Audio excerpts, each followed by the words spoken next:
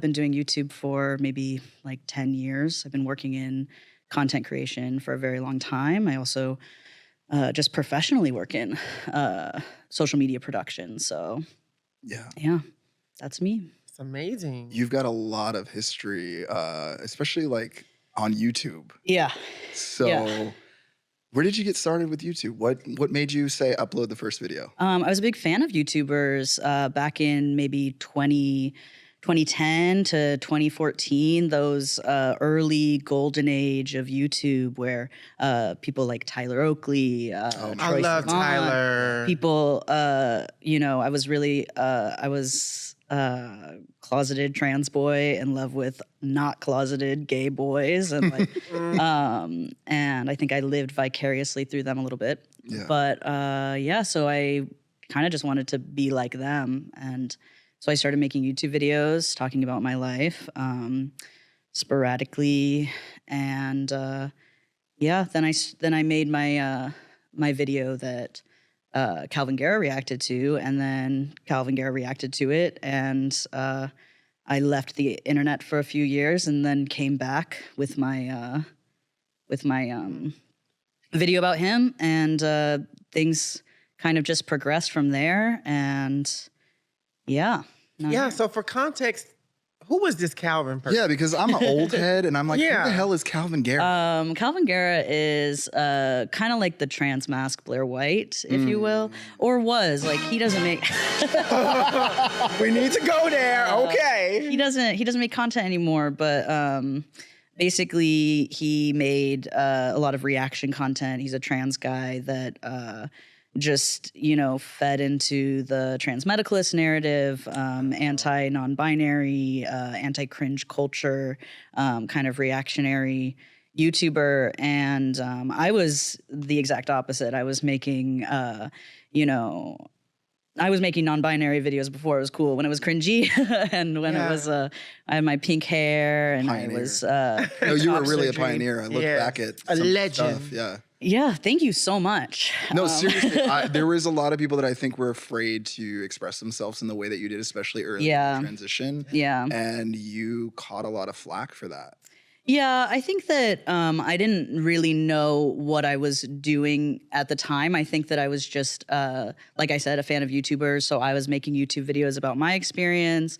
I was big inspired by Ash Hardell and Milo Stewart. Oh, Ash. I remember Ash. Ash Hardell's great. Love them so much. They're just now getting back into making YouTube videos again. And I'm really excited to see where they go with all of that. And yeah, so I was inspired by queer content creators like that. And I didn't have a big following. I had a following from Tumblr, actually.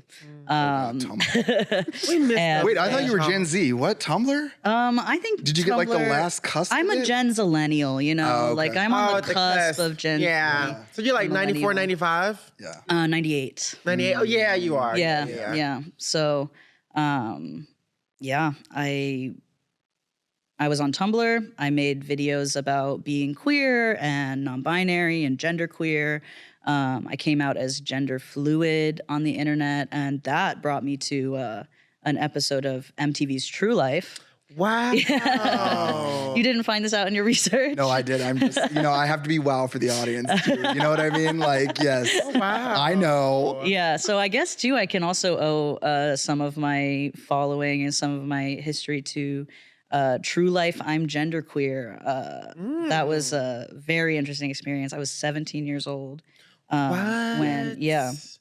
How MTV was that? Like, he's like house. a pioneer for non-binary folks. That's why I wanted him on.